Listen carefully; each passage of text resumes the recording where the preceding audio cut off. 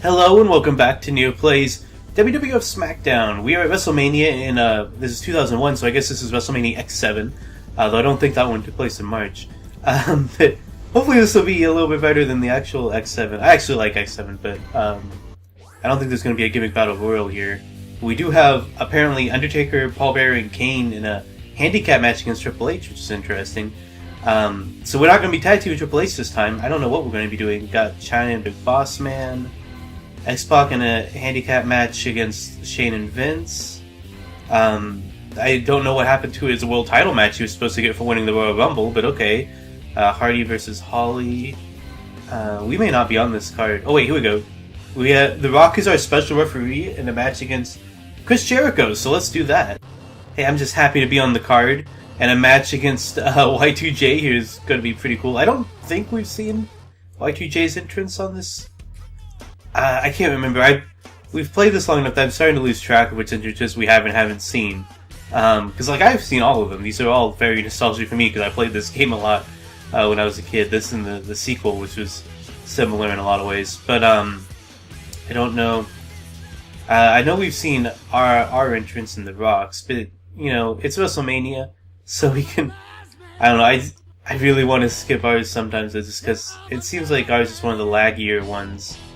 I wish I knew why the game lags like this. The disc is clean. The version I played as a kid never had this problem with skipping. And I think we've seen The Rock's entrance, but he's going to be wearing a referee shirt this time, which is pretty cool. I don't want to miss that.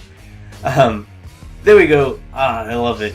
They don't wear the pants, so he's just got his referee shirt tucked into his trunks there, which is, I don't know. I just love the referee shirt. They don't do this in the games anymore. These days, if you want a special referee to wear a referee shirt, you have to go in and make a new outfit for them just for it, which can be pretty hard if the character isn't a created one. They do have the wrestle heads or whatever now that will let you make a character and just use their head, so you can do it that way. But otherwise, if the wrestler you want does not have a superstar head, then you cannot put them in a referee shirt no matter what. There we go. That was a little weird, but we finally got him knocked down. This has been pretty even here so far. I cannot... Okay. Just cannot do any running moves against him. I guess because he's doing them at the same time, but it's funny. I wonder why we stopped there. I thought we were going to go all the way to the thing, which is why I kept tapping square. Well, anyway, mostly I'm just going to be hoping to get lucky here. I don't know Rock's stake in this. If the Rock, because we haven't interacted with the Rock to my memory. Most of our interactions have been with much smaller name talent than the Rock, who I guess is foregoing a match with Austin this time around. But we I don't know. I don't think we're friends or enemies with him. The way they book WrestleMania in this game is weird. They just seem to throw you into some random match with a big name talent, just in case so you can have a big match at WrestleMania, I guess. But it doesn't matter if it makes zero sense. Although I guess our last WrestleMania match had The Rock in it too, because the main thing I remember is that we tag teamed with Triple H, because I thought that was weird. But we were teaming against The Rock and Mankind, so it was... I guess we do have a little bit of a history with Rock, and we faced the Rock and Sock connection at WrestleMania last year, at WrestleMania 2000. But I don't know. I just think that's funny. Maybe we are developing a WrestleMania rivalry with the Rock, like John Cena, where just around WrestleMania time we're enemies with the Rock. I don't know what I'm talking about, but we're doing pretty good here against Jericho. And again, I have no idea what the Rock's stake in this is. Is he sore at us for that match? He shouldn't be. He won it because I didn't know how to change who I was attacking when we did that one. Oh crap! He got his finisher first. I really thought we were gonna. Oh, and he's hitting us with it too. No! And it's multiple power bombs. Really? No! Ah! Gosh darn it! I thought we were doing pretty good there. But there was... Dang, he just hit us with that out of nowhere, and that was it. Fuck, that's... God, WrestleMania sucks. That's the second time we've had an embarrassing outing at WrestleMania. We're turning into the Big Show. So we've got... Speaking of Big Show, we got him refereeing Mankind vs. Stone Cold for the WWF title. So I guess Mankind won that. That's cool. Congratulations. You're able to create Ivory. Oh, cool. I unlocked Ivory's parts. I guess... hold on, let's make sure... Do we have to, like, put her into... Let's see. What is... I don't remember. What does it mean when their names are lit up? Does that just mean they're a champion? I guess? Yeah, I just want to make sure that Ivory is in this if we unlocked her. I don't even see her. They're not in, like, alphabetical order. I just want everybody to be in the match. Ivory might be somebody you have to make in Create a Wrestler. Actually, now that I think of it, I don't know exactly how the unlockable characters work in this, if you have to use them in a character slot. I hope not, but I don't see her on here anywhere. So I guess, unless I'm just overlooking her, which is possible, but I guess, never mind. Okay, that's fine, whatever. I want all the wrestlers in here we can get, but now it's Raw's War. We'll just jump right on in here, try to build things back up. 2 WrestleManias in a row now we've had bad showings, but X-Pac vs. The Rock. Why is Big Show referring so many matches? This is a test. This is a test. So Test appears to be in top form. Are we fighting Test? Back to fighting Scrubs again. Okay. No offense to Test, but yeah, looks like that's the match. Okay. We fought Test, this is a Test before, so I just skipped both the entrances here. Gotta make up for our loss to Chris Jericho there by taking on Big Cass here, but that's okay. We'll rebound and we'll pick up more wins. It's so lame how quickly that match just turned around on us. I thought we were doing really well. And then he just got this finisher first and was able to hit it. And that was that. But it didn't look like The Rock counted fast or slow, though. I wasn't actually... I should have paid attention to it. In some of the games, the special referees will always count screwy, no matter what. Even if they have no interaction or relationship with the existing competitors in the match, the special referees will always screw somebody over. But I didn't notice him doing anything a normal referee wouldn't there, that I can... At least I remember noticing. I don't think it was a fast count. It felt fast, but that was just because I was, like, panicking, because I just was like, holy crap, we just got hit by repeating power bombs by Chris Jericho. Just weird, because we're like 7 feet tall. I just can't picture Jericho doing that. He's not like a small guy, but he's not going to be picking up some 7 foot tall dinosaur and power bombing him repeatedly. That was a cool slam. We haven't done that slam before. I like that. We need to do that more. It's a counter to a running move, though, so I don't get that many opportunities. Could have tried to do it there, I guess, but I don't actually know how we did it. If I hit square, if I just grabbed him at the right time, but whatever. I'm just going for frequent pins here. We should have maybe tried to do that more against Jericho. I was just so excited to be at WrestleMania again. Okay. It is nice that the game, no matter how you're doing, will always try to work you into WrestleMania, it seems. Like, you're always in the Royal Rumble, and you're always going to compete at WrestleMania. So you've got better odds than a real WWF performer who knows, you could be the 5th top biggest guy in the company and still just end up in the pre-show. So that's good that the game's at least looking out for us, so we never feel like we're completely wasted or just missing out on the big show. I like that.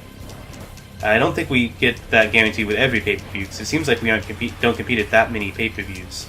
Like, I know there were fewer pay-per-views in 2001 when this came out than there are now. It wasn't like 2 per month like we've got now, but it still doesn't feel like we're doing like... It felt like we did like 4 last year, maybe? I don't even know if that's right. This is kind of what it felt like, thinking off the top of my head. We always get that counter in when we try to pick them up. I just want to hit it with my finisher. We don't do that often enough. I don't even know if we can go in and change our finisher like I thought we could originally. But I don't even know if I want to, you know? Hey. There we go. It's not the move I wanted to do, but okay. Oh, what? Why is that? I don't get it. Why is that window for hitting the finisher so, like, short? He's pretty hurt. We should be able to do it. There we go. Like, it felt like it was a lot longer for us when Jericho did it to us. I feed under the bottom rope, so really this shouldn't count. But it doesn't matter. We won. I did it. I beat Test. This is a test. That's so exciting.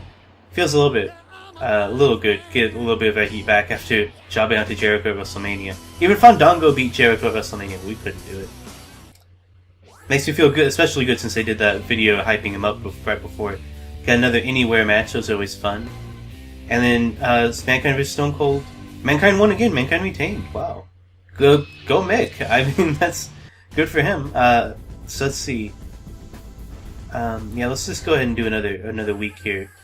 Big Show and Kane have a hardcore match. Bossman and Holly.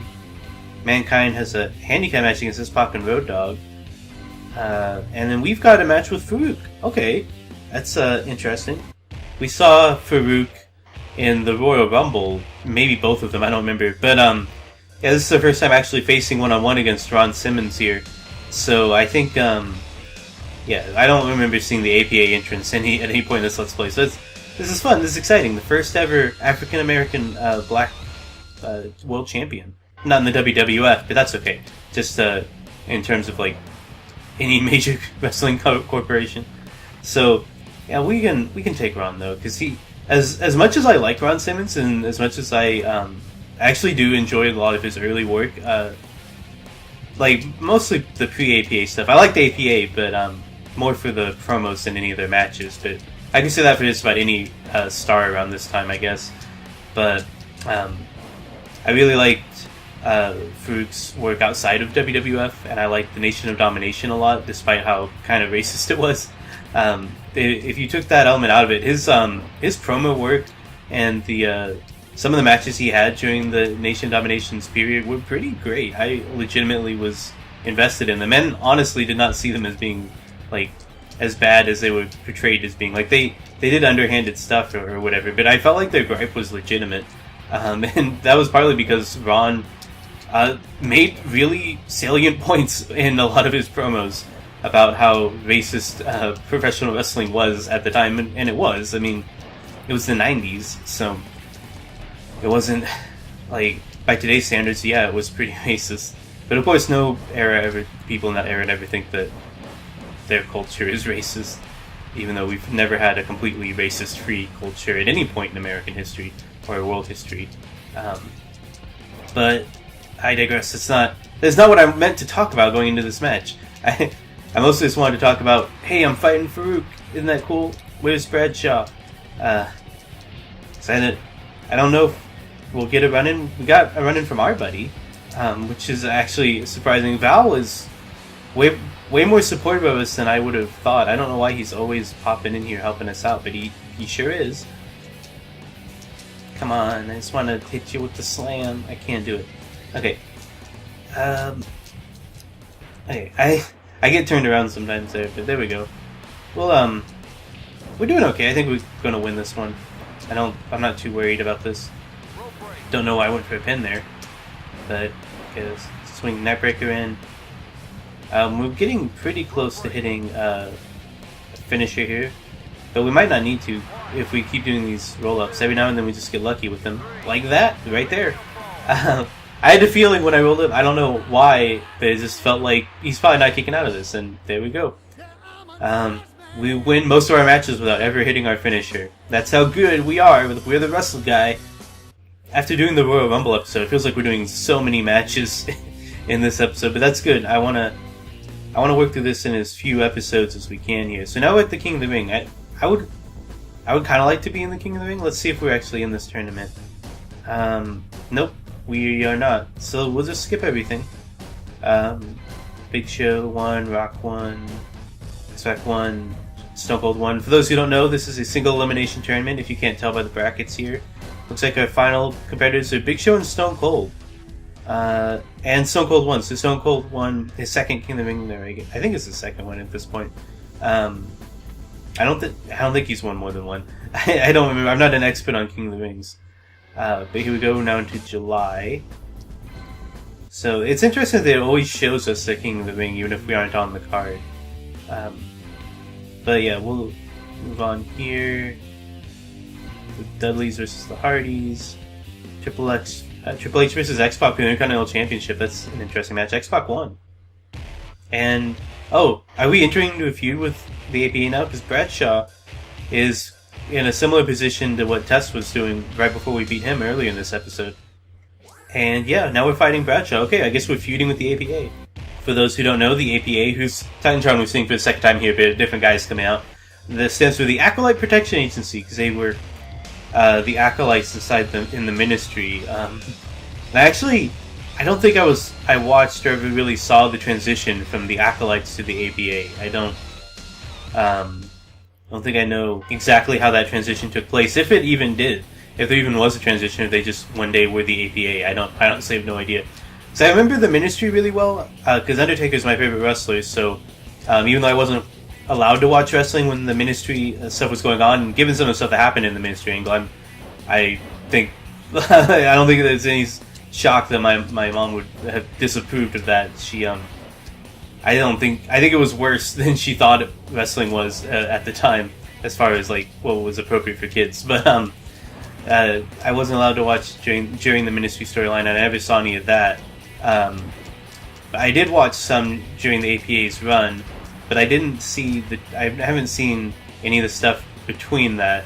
See how, like, if they did a storyline about them like breaking free from the Undertaker's control or Vince McMahon's control or whatever happened when the Ministry finally dissolved. Because I honestly don't even remember right now how the Ministry actually stopped existing. I think it just kind of faded away, but I don't know if there was a storyline with that or not. I just know that at one point they were the Acolytes, and they were just these big dudes that followed Undertaker around, and then the next thing I know in my memory, they're the APA, just two like beer drinking roughneck type guys who have a weird traveling office.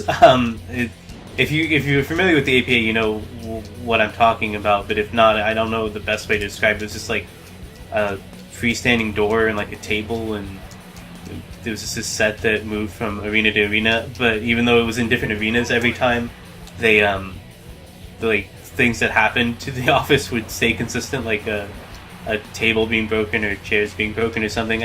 I don't know. I don't remember it super well because as much as I like the APA, I was never like a huge APA fan or anything. I just enjoyed their presence on the show. But yeah, eventually, of course, as we all know, they would break up, and Bradshaw here would become JBL, the Texas millionaire douchebag guy that he is to this day. This is basically just his real life self, as far as I know. See, he made a good amount of money on the stock market. Fun fact, actually, Bradshaw.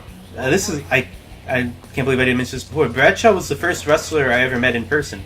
I hadn't been watching wrestling quite as much at the time, but I think it was my birthday maybe, and my mom took me out of school for like a birthday lunch. Come on, kick out. Okay, and surprised me by taking me to a wrestling signing, and I did not recognize him, because it was right about the time that he switched to being JBL, and I had never seen JBL before. I had only seen Bradshaw, this guy. So now he was clean-shaven and blonde, and I was like, who is this guy? But I got his autograph anyway, even though I, again, had no idea who he was. And then, like, a couple weeks later, he was the world champion. And it was, like, shortly after that, I started watching wrestling again regularly. Because before that, I watched it when I thought about it, but I didn't ever go out of my way to watch it the way I do now. So now we're into 2001 SummerSlam. I think this is going to be what we'll have to pick up next time. Let's go ahead and take a quick peek at our ranking here. Yeah, we're still 5th. We're behind X-Pac. It's our fault X-Pac's so high up there, because he won the Royal Rumble, I think. And this is a weird top 5. Stone Cold makes sense. Big Show, Mankind, and X-Pac. Now these are too shocking. X-Pac a little bit. And then us, and then Ken Shamrock. And then down here is The Rock and Triple H. Who's at the bottom here? Paul Bearer, Deborah, Vince McMahon. That's not too surprising. Okay. But yeah, we'll pick up with SummerSlam next time. I hope you guys join me then. I hope you had fun watching me wrestle a handful of random people.